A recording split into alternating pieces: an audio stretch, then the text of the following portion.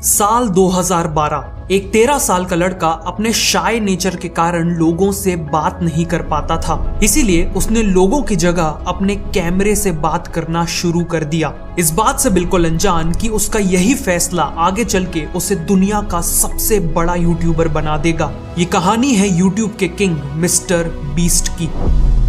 7 मई 1998 में अमेरिका में जन्म होता है जेम्स स्टीफन डोनाल्डसन का। उन्हें प्यार से जिम्मी बुलाया जाता था और उनके पेरेंट्स यूएस मिलिट्री में एक्टिव ड्यूटी करते थे।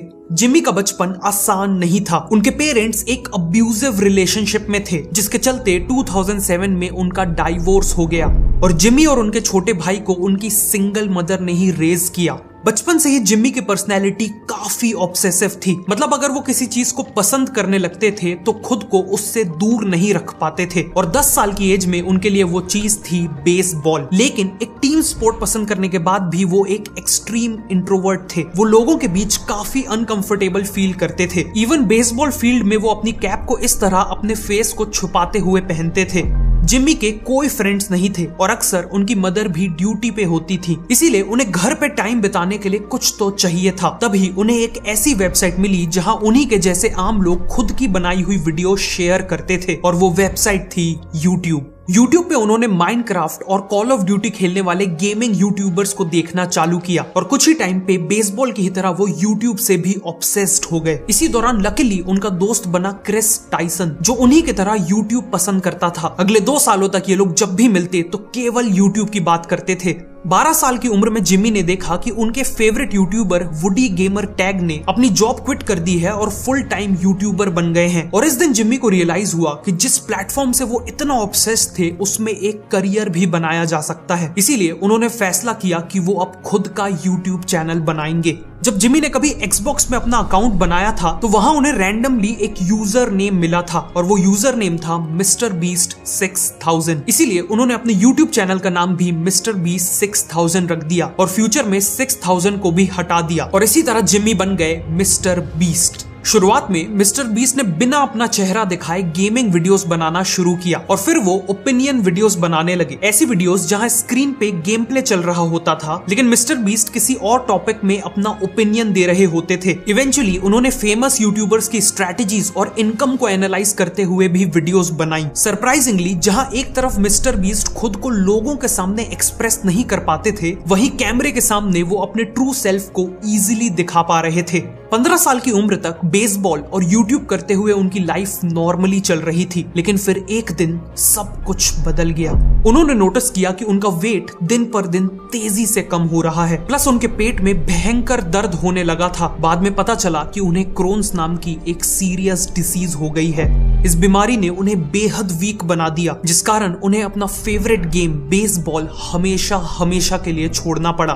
मिस्टर बीस्ट हार्ट ब्रोकन थे, लेकिन समहाउ इस बीमारी ने उन्हें यूट्यूब पे और मेहनत करने के लिए डिटरमाइंड बना दिया था। इस दौरान उनकी मदर को कोई आइडिया नहीं था कि वो यूट्यूब वीडियोस बनाते हैं। इनफैक्ट जब वो अपने रूम में वीडियोस बनाते थे तो उनकी मदर को लगता था कि वो कंप्यूटर में अपने फ्रेंड से बात कर रहे हैं। मिस्टर बीस्ट इस वक्त अपने विंडोज फोन में वीडियोस बनाते थे जो 480p पे शूट करता था और एडिटिंग के लिए वो अपने भाई का पुराना लैपटॉप यूज करते थे। लेकिन अब उन्हें समझ आ गया था कि अच्छी वीडियोस बनाने के लिए उन्हें बेटर इक्विपमेंट्स की जरूरत होगी। इसीलिए उन्होंने अगले 1 साल तक एक डॉलर बचाया और एक लैपटॉप, माइक और लाइट जैसे बेसिक इक्विपमेंट्स खरीद लिए। साथ ही उन्होंने अपने पेरेंट्स के पीछे पड़ के एक सेकंड हैंड आईफोन भी ले लिया। अच्छे इक्विपमेंट्स आ जाने के बाद वो IRL यानी इन रियल लाइफ वीडियोस बनाने लगे। इन वीडियोस में जनरली वो और क्रिस स्किट्स किया करते थे जिनका केवल एक एम था, लोगों को एंटरटेन करना। इस वक्त तक मिस्टर बीस्ट को यूट्यूब करते हुए पूरे 7 साल बीत चुके थे, लेकिन उन्हें सक्सेस नहीं मिल पाई थी।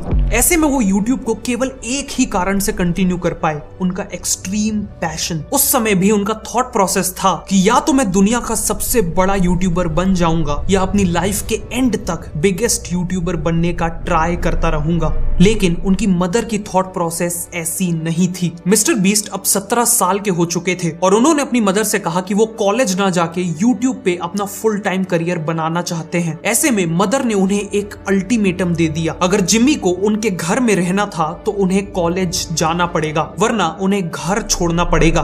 मिस्टर बीस्ट के पास अब कोई ऑप्शन नहीं था। ऐसे में उन्होंने अपनी मदर को दिखाया कि वो कॉलेज जा रहे हैं, लेकिन रियलिटी में वो कॉलेज नहीं बल्कि कहीं बाहर जाके यूट्यूब वीडियोस बना रहे होते थे। 2015 में मिस्टर बीस्ट ने ऐसी वीडियोस बनाना चालू की जो काफी यूनिक हो और उनमें बहुत ज्यादा एफर्ट लगता हो। जैसे इस वीडियो में उन्होंने एक टेबल को चाकुओं से काटा, लेकिन कैच ये था कि ये चाकू प्लास्टिक के थे, जिस कारण ये काम काफी मुश्किल हो गया और वीडियो काफी यूनिक। कॉलेज के फर्स्ट मंथ के दौरान उनकी ये वीडियोस अच्छा परफॉर्म करने लगी और उनकी इनकम इतनी होने लगी कि वो अपनी मदर का घर छोड़ के इंडिपेंडेंटली शिफ्ट हो गए। मिस्टर बीस्ट की ही तरह सुंदर पिचाई, सत्या नडेला और अरविंद श्रीनिवास जैसे एंटरप्रेन्योर्स को भी सक्सेसफुल बनने के लिए अपने घर से दूर निकलना पड़ा था। इन तीनों में एक चीज कॉमन ये है कि इन्होंने अपनी हायर एजुकेशन का कुछ हिस्सा फॉरेन यूनिवर्सिटीज से कंप्लीट किया है। इन्हीं की तरह शायद आप भी अब्रॉड जाकर पढ़ाई करना चाहते हैं, लेकिन यूनिवर्सिटीज की complex application process, visa rejection और हाई फीस ने आपको रोक रखा है। ऐसे में मैं आपको सजेस्ट करूंगा लेवरेज एड्यू, जिनके थ्रू 95% स्टूडेंट्स को केवल 4 हफ्तों में ही फॉरेन यूनिवर्सिटीज में एडमिशन मिल जाता है। ये पॉसिबल है क्योंकि लेवरेज एड्यू की 850 से ज्यादा ग्लोबल यूनिवर्सिटीज से पार्टनरशिप है, जिसके चलते ये आपको प्रायोरिटी एडमिशंस दिलवाते हैं। लेकिन लेवरेज एड्यू का काम केवल एडमिशंस पे खत्म नहीं होता। एडमिशन के साथ साथ ये आपको test preparation, visa,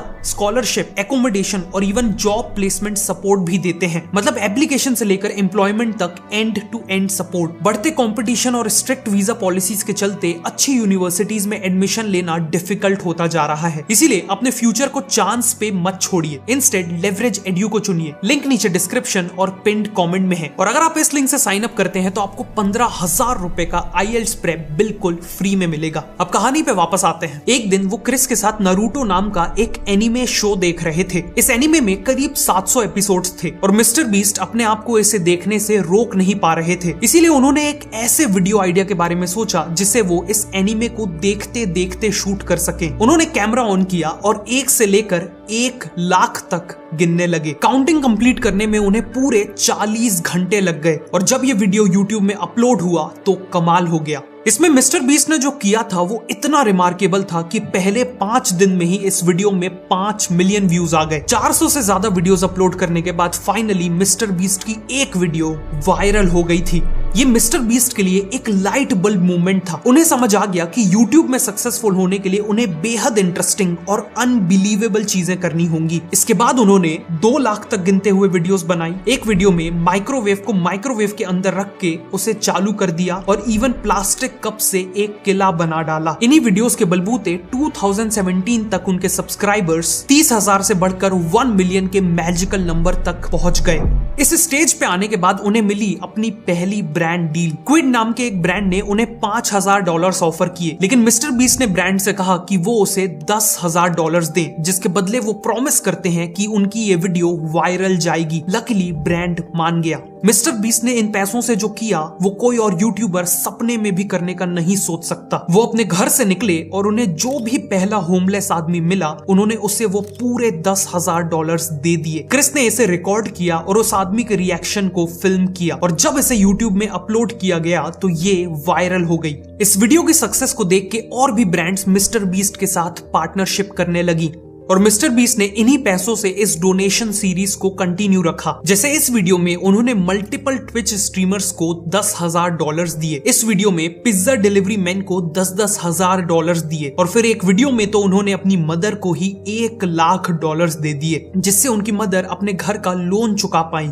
mister beast की स्ट्रेटजी सिंपल थी। वो वीडियो से कमाए अपने पूरे पैसों को अगली वीडियो में डोनेट कर देते थे। $10-20 हजार यूं ही किसी को दे देना इतना यूनिक आइडिया था कि लोग इस पे क्लिक किए बिना नहीं रह पाते थे। और जब लोग जरूरतमंद लोगों का रिएक्शन देखते थे, उनका भला होते देखते थे, तो उनके मन में एक पॉजिटिव फीलिंग होती थी, जिसे साइकोलॉजी में वार्म ग्लो इफेक्ट कहा जाता है। इसी कारण ये वीडियोस अच्छा परफॉर्म करती थी। वीडियोस की अच्छी परफॉर्मेंस से मिस्टर बीस्ट को यूट्यूब एड रेवेन्यू और ब्रांड से और भी ज्यादा पैसा मिलता था, जिससे फाइनली उनकी फ्यूचर की वीडियोस और भी ज्यादा बेटर होती जाती थी। बेसिकली मिस्टर बीस्ट ने एक नेवर एंडिंग साइकिल को क्रैक कर लिया था। 2018 में मिस्टर बीस्ट अपनी स्टंट वीडियोस को भी नेक्स्ट लेवल पे ले गए, जहां एक साल पहले तक वो टेबल को काटना या 1 लाख तक काउंट करने जैसी वीडियोस बनाते थे, वहीं अब वो अपनी वीडियोस में हजारों डॉलर्स इन्वेस्ट करके स्टंट्स को नेक्स्ट लेवल पे ले जाने लगे। जैसे उन्होंने कार्डबोर्ड बॉक्सेस का यूज करके एक मैसिव मैंशन बना दिया, एक ऐसे उबर ड्राइवर बन गए जो टैंक चलाता है और 24 घंटों तक पानी के अंदर रहे।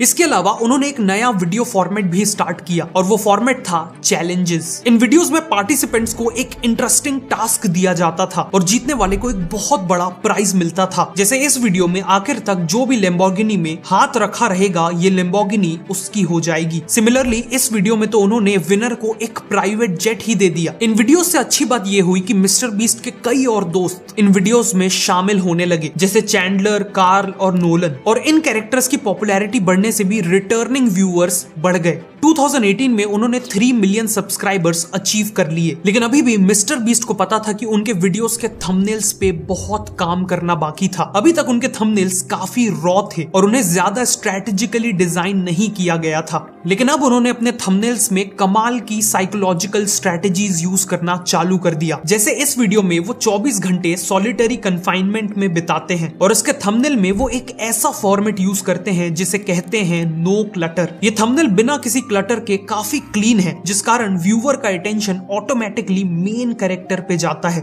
इसी तरह अपने इस थंबनेल में वो स्मॉल एंड बिग स्ट्रेटेजी का यूज करते हैं। इसमें एक एलिमेंट काफी छोटा है और एक एलिमेंट बहुत बड़ा। इस वीडियो में वो वर्ल्ड का लार्जेस्ट लेगो टावर बना रहे थे, इसीलिए वो बैकग्राउंड में इस टावर को रखते हैं और सामने खुद को रखते हैं। ह्यूमन माइंड में एक एवरेज इंसान के साइज की एक्यूरेट इमेज है, इसीलिए हमारा माइंड इंस्टेंटली शॉक हो जाता है ये देखकर कि ये टावर एक ह्यूमन से कई गुना ज्यादा बड़ा है, जिस कारण लोग थंबनेल पे क्लिक कर देते हैं। फाइनली उन्होंने कलर थ्योरी का यूज किया ताकि उनके थंबनेल्स में एलिमेंट्स उभर के आए। जैसे इस थंबनेल में उन्होंने बैकग्राउंड वॉल को ब्लैक कर दिया ताकि वो खुद ऑरेंज कपड़ों में उभर के आए, हाईलाइट हो, जबकि वीडियोस में ये वॉल्स व्हाइट कलर की थी। इन्हीं स्ट्रेटजीज से उनकी वीडियोस का क्लिक थ्रू रेट कई गुना बढ़ गया। लेकिन मिस्टर बीस्ट को पता था कि YouTube पे सक्सेसफुल होने के लिए केवल लोगों से थंबनेल पे क्लिक करा लेना सफिशिएंट नहीं था। क्लिक करने के बाद अगर लोग वीडियो को एंड तक नहीं देखते तो वीडियो फ्लॉप हो जाती है। इसीलिए उन्होंने एक genius minute by minute strategy बनाई ताकि लोग उनकी वीडियोस को एंड तक देखते रहें। ये स्ट्रेटजी उनके इस लीक्ड इंटरनल डॉक्यूमेंट में क्लियरली मेंशन्ड है। उन्होंने कैलकुलेट किया कि उस समय उनकी एक एवरेज वीडियो की लेंथ करीब 13.5 मिनट थी। उन्हें पता था कि YouTube में जनरली 30 से 50% ऑडियंस वीडियो को उसके पहले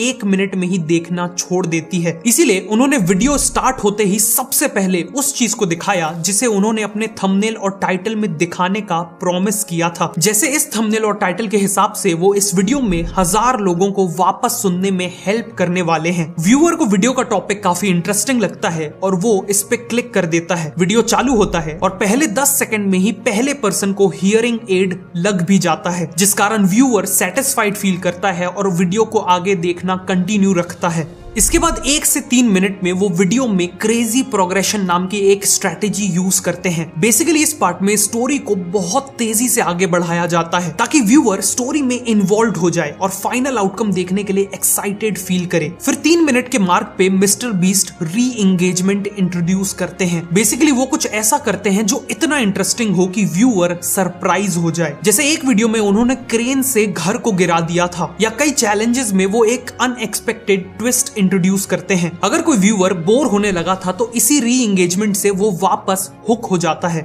मिनट 3 से 6 में फास्ट और एक्साइटिंग कंटेंट होता है जो स्टोरी और कैरेक्टर से इमोशनल कनेक्शन बिल्ड करता है। 6 मिनट मार्क में एक और री एंगेजमेंट इंट्रोड्यूस किया जाता है। फिर एंड तक स्टोरी कंटिन्यू होती है और एंड में रेजोल्यूशन दिया जाता है जिसका एम होता है लोगों को मैक्सिमम सेटिस्फैक्शन देना। रेजोल्यूशन होते ही वीडियोस को झटके से एंड कर दिया जाता है ताकि 1 सेकंड का भी रिटेंशन लॉस ना हो। मिस्टर बीस्ट की ये सभी स्ट्रेटजीज कमाल की थी और इन्हीं के चलते 2019 में उन्होंने 20 मिलियन सब्सक्राइबर्स अचीव कर लिए। अगले कुछ सालों में उन्होंने फीस्टेबल्स नाम की अपनी better for you chocolate brand launch की, व्यू स्टैट्स नाम का यूट्यूब एनालिटिक्स टूल लॉन्च किया और 2024 में वो 300 मिलियन सब्सक्राइबर्स का नंबर क्रॉस करके वर्ल्ड के सबसे बड़े यूट्यूबर बन गए। इन शॉर्ट मिस्टर बीस्ट अपनी सक्सेस की पीक पर पहुंच गए, लेकिन तभी कहानी में एक बहुत बड़ा ट्विस्ट आता है। मिड 2024 में मिस्टर बीस्ट का एक एक्स एम्प्लॉय डॉसन फ्रेंच उन्हें एक्सपोज करते हुए 2 शॉकिंग वीडियोस बनाता है। इन वीडियोस में मिस्टर बीस्ट पे कई सारे एलिगेशंस लगे होते हैं, जैसे कि मिस्टर बीस्ट अपनी वीडियोस में कंप्यूटर जनरेटेड ग्राफिक्स यूज करके उन्हें फेक करते हैं। सेकंड एलिगेशंस था कि मिस्टर बीस्ट के फिलैंथ्रोफी चैनल में कई डोनेशंस और चैरिटी भी फेक हैं, और ये भी एलिज किया गया कि उनकी जो चैलेंजेस और कंपटीशन वाली वीडियोस में जो प्राइज मनी होता है वो विनर्स को मिलता ही नहीं है। इन दोनों वीडियोस में 1 करोड़ से ज्यादा व्यूज आए और पूरी यूट्यूब कम्युनिटी में बवाल मच गया। मिस्टर बीस्ट की वीडियोस में मिलियंस ऑफ डिसलाइक्स आने लगे, ब्रांड्स ने करोड़ों की डील कैंसिल कर दी और एक्स पे #boycott_MrBeast ट्रेंड करने लगा। सभी को लगा कि मिस्टर बीस्ट का डाउनफॉल शुरू हो चुका है, लेकिन कहानी अभी बाकी थी। ऐसे में कोई और क्रिएटर होता तो शायद पैनिक कर जाता, लेकिन मिस्टर बीस्ट ने मैच्योरिटी दिखाई और इन एलिगेशंस पे इमीडिएटली कोई रिएक्शन नहीं दिया। कुछ टाइम बाद सॉगी सीरियल नाम के एक यूट्यूब चैनल ने एक डिटेल्ड वीडियो बनाई जिसमें उस एक्स एम्प्लॉय डॉसन के ज्यादातर एलिगेशंस को गलत साबित कर दिया। फॉर एग्जाम्पल, डॉसन ने क्लेम किया था कि मिस्टर बीस्ट ने इस वीडियो में कंप्यूटर जनरेटेड श्रेडर दिखाया है, जबकि ये श्रेडर रियल था। ऐसे ही और भी कई एलिगेशंस इस वीडियो में गलत साबित हो गए। इसके कुछ ही हफ्तों बाद मिस्टर बीस्ट ने भी एक 2.5 घंटे का पॉडकास्ट किया और सभी एलिगेशंस पर एक एक करके अनफिल्टर्ड जवाब दिया। फॉर एग्जाम्पल, उन्होंने बताया कि उनका बीस्ट फिलैंथ्रोफी चैनल एक रजिस्टर्ड नॉन प्रॉफिट कंपनी है और उसके सभी ऑडिटेड अकाउंट्स पब्लिकली अवेलेबल हैं। बेसिकली पूरी दुनिया में कोई भी चेक कर सकता था कि इन वीडियोस में की गई चैरिटी रियल है। इन वीडियोस के सामने आने के बाद डॉसन इंटरनेट से पूरी तरह गायब हो गया और इवेंचुअली मिस्टर बीस्ट ने अपने फैंस का विश्वास वापस जीत लिया और अपने करियर के सबसे बड़े क्राइसिस को सक्सेसफुली ओवरकम कर लिया। आज मिस्टर बीस्ट की नेटवर्थ $1 बिलियन से ज्यादा है। वो Amazon प्राइम के साथ $100 मिलियन का शो बना चुके हैं और वो आर्ग्यूबली हमारी जनरेशन के सबसे लेजेंडरी एंटरटेनर बनने वाले हैं। लेकिन सबसे इंस्पायरिंग बात यह है कि इन सब की शुरुआत एक ऐसे लड़के ने की थी जो पब्लिक में 2 शब्द बोलने से भी घबराता था। ये कहानी थी मिस्टर बीस्ट की। अगर आपको ये वीडियो अच्छी लगी तो मैं रिकमेंड करूंगा कि आप नेक्स्ट इस वीडियो को देखें।